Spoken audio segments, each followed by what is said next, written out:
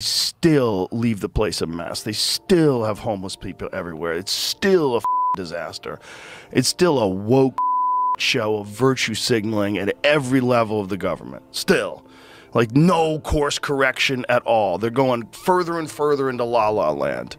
And you're like, Jesus Christ, you guys. And so then a place like Austin becomes attractive. Let me tell you what the real problem, I didn't realize it till I left. What? That everybody's too busy tapping themselves on the back.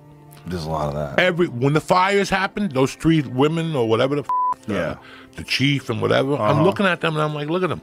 Yeah. They all got gel in their hair. They all got a tattoo on their neck. God forbid they can't be cool for just 1 minute. God forbid.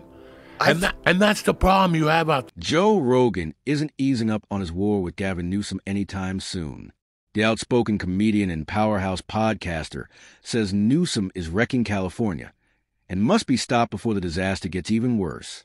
On a fiery episode of his show, Rogan shredded Newsom over the spiraling chaos and even torched his pipe dream of becoming president. As always, smash that subscribe button, and let's dive right in. But it's also, there's places that sort of rest on their laurels too much. And whenever that happens, it's easy for another place to rise up that offers something more interesting. So like Los Angeles was always Los Angeles. And like when Gavin Newsom talks about California, it's like, you know, I'm very big on California, very bullish on California. California has all this industry. Hey, fucko, they're all thinking about moving. Thank God. The only reason why they don't move is because it's too difficult to move. Rogan is absolutely right. Countless individuals and major corporations have packed up and fled California. And the reasons are impossible to ignore. What was once a golden state has now become a place people are desperate to escape. The rising crime rate has left entire communities feeling unsafe, with smash and grab, homelessness, and violent incidents dominating the headlines. Add to that the crushing burden of exorbitant taxes, where the state takes more and more from hard-working people while giving back very little, and you have a recipe for mass exodus. And then there's the infamous California bureaucracy, a maze of endless regulations, red tape, and government overreach that strangles businesses before they even get off the ground. It's no wonder so many are choosing Texas, Florida, or Nevada instead. California's decline isn't just a warning sign. It's a full-blown cautionary tale of what failed leadership looks like. It was like every business could instantly pull up roots and replace everything and have everything running in a week at the other place. They'd all be gone. They'd all be gone. It's too expensive. It's too expensive to leave versus what you would save and the regulations that you wouldn't have to go through and all the bullshit with all the permits and all the.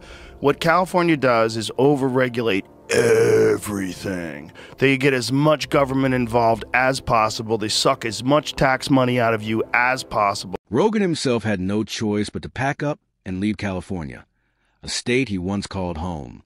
He wasn't alone. Conservative voices like Ben Shapiro and the entire Daily Wire operation also bolted, citing the hostile climate for both business and personal freedom. And it's not just media personalities making the exit. Even Hollywood, the very industry that put California on the global map, is starting to collapse under the weight of the state's broken system. Film producers once loyal to Los Angeles now prefer shooting in states like Georgia, Texas, and even abroad, where tax breaks are generous, crime is lower, and red tape doesn't choke creativity. When the entertainment capital of the world begins bleeding out its own lifeblood, you know the rot runs deep that California's leaders can spin the narrative all they want. But the mass departure of talent and business tells the real story. Still leave the place a mess. They still have homeless people everywhere. It's still a fucking disaster. It's still a woke shit show of virtue signaling at every level of the government. Still. Like, no course correction at all. They're going further and further into la-la land. And you're like, Jesus Christ, you guys. And so then a place like Austin becomes attractive. Rogan hasn't let up in tearing into Gavin Newsom, especially over California's obsession with woke nonsense. A few years back, the state passed a head-scratching law mandating department stores with over 500 employees to create a gender-neutral toy section, because apparently that was the crisis California needed to solve, as if that was enough. Lawmakers also pushed through a law allowing children to conceal their decision to transition from their own parents, cutting families out of life-altering choices. These aren't isolated policies. They're part of a larger trend where ideology trumps common sense and government micromanages every aspect of life. To many residents, it feels less like freedom and more like social engineering. It's no wonder families and businesses are packing up, heading to states where leaders focus on safety, opportunity, and growth, instead of pushing bizarre laws that drive people out of the so-called Golden State. People are very reasonable. And Austin, the best thing about Austin is it's a blue city in a red state. So it's like balanced. Like, this is a saying they have out here: keep Austin weird and surrounded. So Austin is surrounded by rednecks with guns, and like it keeps the tone more medium. Like the Austin liberals, they're much more just left of center people, like we are. You know what I mean? Comedian Joey Diaz didn't hold back either, ripping into Gavin Newsom and Los Angeles Mayor Karen Bass for their disastrous handling of the Palisades fires. In typical Diaz fashion, he cut straight through the nonsense, accusing California's so-called leaders of caring more about their polished images than the lives and safety of the very people they're supposed to protect.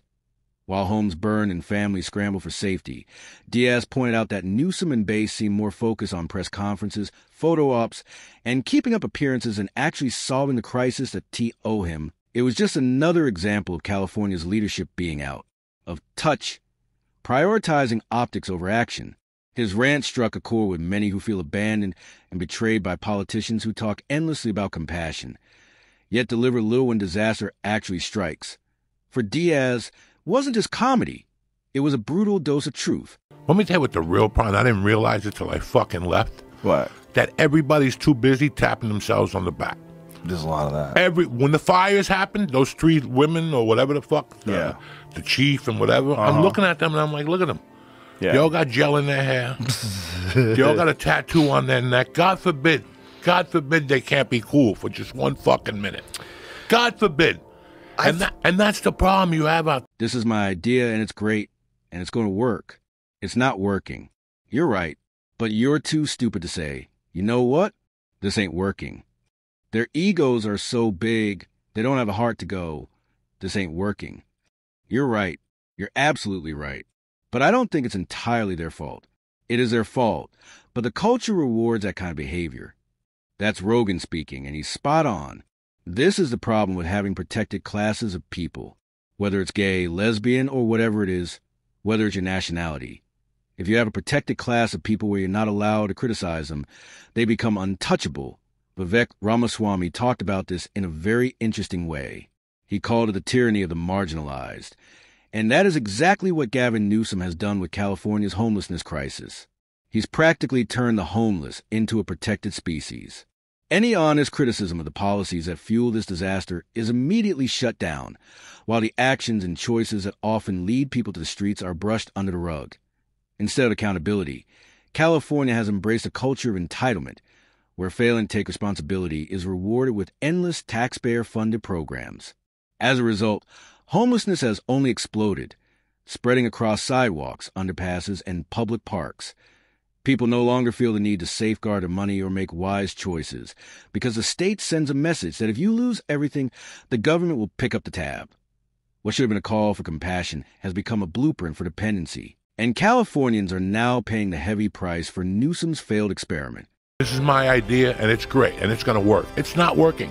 You're right. But you're too stupid to say, you know what, this ain't working. Their egos are so big, they don't have the heart to go, this ain't working. You're right. You're absolutely right. But I don't think it's entirely their fault. It is their fault, but the culture rewards that kind of behavior. This is the problem with having protected classes of people, whether it's gay, lesbian, whatever it is, whether it's your nationality. If you have a protected class of people where you're not allowed to criticize the protected class of people, then they become, Vivek Ramaswamy talked about this in a very interesting way. He's like, it's the tyranny of the underprivileged, or is that what he called it? The tyranny of the marginalized. One of the fundamentals of firefighting, something so basic it should never be overlooked, is the physical strength to carry an unconscious or weakened victim out of danger. Fires don't wait for ideal conditions, And victims don't conveniently weigh less in a crisis. This isn't meant as a slight against female firefighters or anyone pursuing a profession, but it's a hard truth. If your job is to save lives, then you must be strong enough to do it under extreme conditions. Firefighting demands more than courage. It requires the raw physical capability to haul a full-grown adult, sometimes while wearing heavy gear and navigating through smoke, flames, and collapsing structures. Lives are literally on the line, and no amount of lowered standards or political correctness should ever compromise that reality. In the end, competence and strength, not quotas or appearances, determine whether someone can truly protect the public. The idea is that this group of people, whether they're trans people or gay people, they get, above everything. Everything you do is amazing. Oh my God, you're so fabulous. Because no one wants to be thought of as homophobic or transphobic. So you pretend that everything they do is incredible. And so you're going to be the best firefighter ever. Like, can you carry a burning man out of a building? Girl, you don't have to. If he was in that building, he shouldn't have been in that building in the first place. If I have to carry him out, we got other problems. A literal firefighter said that in response to, could she carry her husband out of the building? The DNC has practically mastered the art of forcing squares into round holes, placing people in positions of power they're woefully unqualified to handle, all in the name of woke DI programs. Instead of prioritizing competence, they elevate individuals to check boxes and virtue signal, leaving the public to deal with the fallout. The results are everywhere. We've got doctors more focused on political correctness than prescribing life-saving medication. Pilots who may look good on a recruitment brochure, but can't handle an emergency landing when lives are at stake. Politicians who fill the airwaves with rehearsed nonsense, yet crumble when faced with real problems that a culture of appearances over ability, ideology over expertise. And while the DNC pats itself on the back for being inclusive, everyday Americans are left with leaders and professionals who can't do the very jobs they were entrusted with. Shouldn't be a firefighter. You shouldn't be a firefighter if you can't carry someone out of a building. If you can't run up a flight of stairs because you're 260 pounds and 5'7" and a woman. No, you shouldn't be a firefighter. You should have to be in like really good shape to be now, if you're some fucking CrossFit game lady who's some beast, I'm like, yeah, that lady could be a firefighter. And this principle applies even more to certain key professions, roles where there's absolutely no room for incompetence. Ultimately, you must be intelligent, capable, and well-trained to effectively handle these responsibilities, regardless of your race, gender, or background. Take surgeons, for instance. One wrong move in the operating room, and a patient's life is over. Or airline pilots. When an engine fails midair, you don't want someone hired for diversity points. You want the sharpest, calmest professional at the controls. The same goes for military commanders making split-second decisions in combat, or nuclear engineers managing facilities where a small mistake could trigger catastrophe. In these professions, excellence isn't optional, it's survival. Lowering the bar for the sake of political agendas not only insults true professionals, it puts innocent lives in danger. Skill, intelligence, and merit must always come first. The end of the day. California under Newsom is a warning sign of what happens when woke policies, misplaced priorities, and DI-driven incompetence take over. From rising homelessness and crippling bureaucracy to unqualified leaders and collapsing industries, the state has become a cautionary tale. America doesn't need more experiments and failure. It needs leaders and professionals chosen for merit, strength, and vision, not political agendas. And this brings us to the end of today's video. If you enjoyed our spicy commentary, hit the like button and subscribe to this channel for more videos like this. Even guys, like if you're a guy and you're fucking scrawny and you never work out and all you do is smoke cigarettes, maybe you shouldn't be a firefighter. You know, maybe you can't get up that fucking flight of stairs either. It should be like, it's a physical job where you're rescuing people. You have to be able to physically carry people. You have to rescue them. Firefighters, when I was a kid, were the fucking big, brutal men. Beast. Kicking down doors. Fucking houses. They looked like former football players. There's this guy I used to play pool with, Ray the Fireman, because everybody in the pool hall, I was Joe the Comedian. Everybody had a nickname based on what you did. Ray the Fireman was a fucking house. He was just this big fucking, like, big Irish guy.